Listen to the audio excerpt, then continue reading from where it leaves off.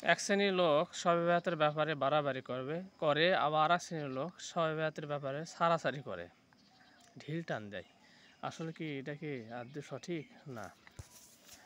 কেউ কেউ কয় যে শবে বেয়াত বলতে কিছুই নেই, শবে বেয়াতে নাকি সৌদি আরবে হয় না, তাই শবে বেয়াত করা যাবে না, খালি বাংলাদেশে নাকি হয়, বাংলাদেশ পাকিস্তান ভারতে, এরকম বলা বলি করে। আবার অনেকে এমন বাড়াবাড়ি করে, আমরা ছোটোবেলা দেখছি যে নামাজ পড়ার আগে আমরা গোসল করতে যাচ্ছিলাম, গোসল করা হলে বলতো আমি যে প্রত্যেকটা ফোঁটা ফোঁটা সব পাওয়া যাবে, গোসল করে একেবারে পাক পরিষ্কার হয়ে যাচ্ছিলাম। হ্যাঁ, গোসল করা ভালো, কিন্তু এটা একটু বেশি বাড়াবাড়ি। সেটা হলো কি যে গোসল করলে প্রতি ফোঁটায় সওয়াব পাওয়া যাবে, এরকম কথা বলা সঠিক নয়। এলা যেগুলো ফজিলত সম্পর্কিত শবে বেয়াতের ব্যাপারে কথা বলা হয়, এলা মানুষের মন করা বানানো।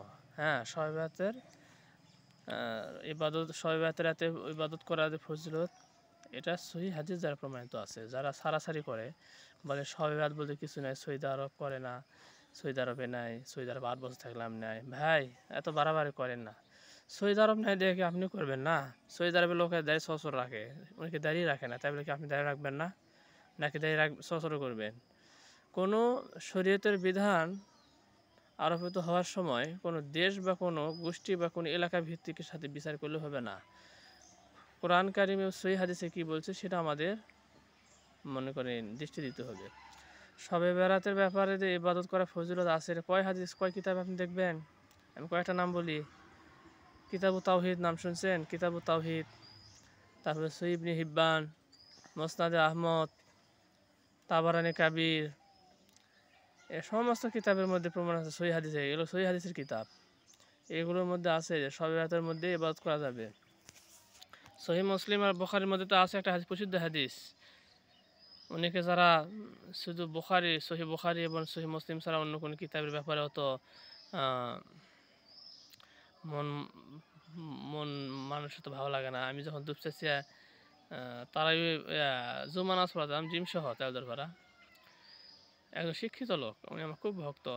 আমি যখন হাসপাতালের মধ্যে তারাবি নামাজ পড়াতাম, তখন থেকে ওনার সাথে আমার পরিচয়। উনি খুব শিক্ষিত মানুষ, প্রফেসর। শিক্ষিত সমাজের মধ্যে একটা শ্রেণীর লোক হয়ে গেছে। যাই হোক, তাদের ভুল বোঝাবুঝি হওয়ার কারণ হতে পারে যে সহিহ মুসলিম আর সহিহ বুখারী ছাড়া অন্য কোনো কিতাবের কথা বলে একটু মনের মধ্যে একটু ইয়া হয়। তাই আমি তারাবি নামাজের আগে, যারা আমার ভিডিও দেখতেছেন তারা জানেন, নিয়মিত যারা ভিডিও দিচ্ছেন মুসলিমের মধ্যে, তারাবি নামাজের আগে আমি বক্তব্য দিতাম।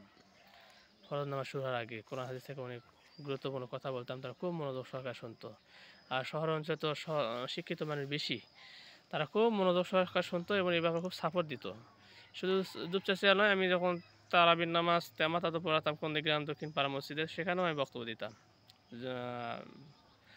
নামাজ ফরজ এশা ফরজ নামাজ শুরু হওয়ার আগ দিয়ে ওই 5-10 মিনিট যা সময় থাকতো এটা বলতাম শুরু নামাজ পড়ার পর। তো যাই হোক, তো ওখানে আমি একদিন বক্তব্য দিতেছি, একজন প্রফেসর মানুষ, নাম করলে আপনি অনেকে চিনে পাবেন যারা ভিডিও দেখতেছেন দুপচাচিয়া অঞ্চলের লোক, যে বলেছে হুজুর আপনার কথা খুব সুন্দর লাগলো, যদি একটা সহিহ বুখারী থেকে একটা কথা বলতেন আরও ভালো লাগতো।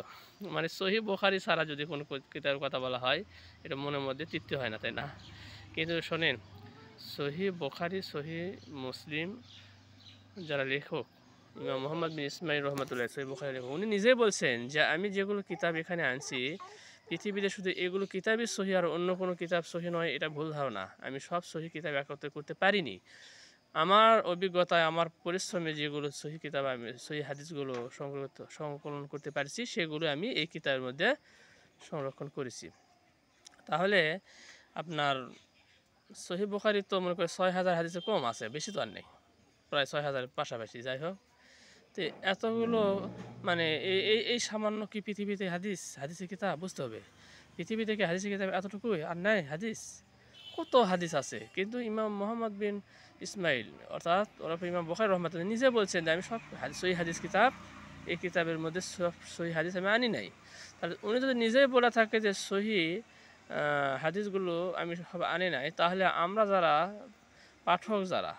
পাঠক মহল, আমরা কীভাবে শুধু এটাই মনে করি যে সহিহ মুসলিম আর বুখারীর মধ্যে যা আছে সেটাই সহিহ, আর বাদ বাকিগুলোর মধ্যে এক শ্রেণীর লোক তো বলে সহিহ লয়, আর এক শ্রেণীর মনের মধ্যে তৃপ্তি হয় না। কিন্তু এটা ভুল ধারণা। কারণ পৃথিবীতে যত সহিহ হাদিস আছে, শুধু সহিহ বুখারী এবং সহিহ মুসলিমের মধ্যে সীমাবদ্ধ নয়, এছাড়াও অনেক সহিহ হাদিসের কিতাব আছে যেগুলো আমাদের দাওরা পাশে আগ পর্যন্ত পড়ানো হয় না। যারা তাখাসুস বিভাগে পড়েন, যারা উলুমুল হাদিস বিশেষ করে উলুমুল হাদিস বিভাগে পড়েন, যা আমাদেরকে যে পড়ানো হয়েছিল উলুমুল হাদিসে যারা পড়েন তারা এরা জানেন। যেমন সহিহ ইবনে হিব্বান আছে, দারাকুতনি আছে, তারপর আপনার এরকম আরও অনেক হাদিসি কিতাব আছে, হ্যাঁ, যেগুলো তারপর মাজমাউ জাওয়াইদ আছে। এগুলো হলো সহিহ বুখারীর পর্যায় মানের কি হাদিস, এগুলোর মধ্যে অসংখ্য আছে। তো এই জন্য আমি যে দলিলটা দিলাম অন্য হাদিসের কিতাব, আমি সহিহ বুখারী থাকাটা বলতেছি। সহিহ বুখারীর মধ্যে আছে, সহিহ মুসলিমের মধ্যে আছে, শবে বরাতের প্রসিদ্ধ হাদিস আছে না, যে শবে বরাতের রাতের মধ্যে শুধু 2 শ্রেণীর লোকের দোয়া আল্লাহ কবুল করবে, সবার দোয়া কবুল করেন, আছে না? তার মধ্যে একটা হলো যারা আল্লাহ তাআলার সাথে শিরক করে, আর একটা হলো যারা হিংসুক আছে না সমাজের মধ্যে, সব জায়গাতে আছে। আপনি আমার প্রশংসা তার সহ্য করতে পারবে না।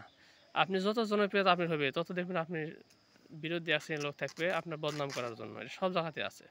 হিংসুক, অন্যের সুখ শান্তি পায় না, অন্যের সুনাম সহ্য করতে পারে না। এটা প্রতিবেশীর মধ্যে থাকে, সব শ্রেণীর মধ্যে থাকে, প্রতিবেশী আত্মীয়ের মধ্যে, সব জায়গাতে থাকে এটা সেক্টরে।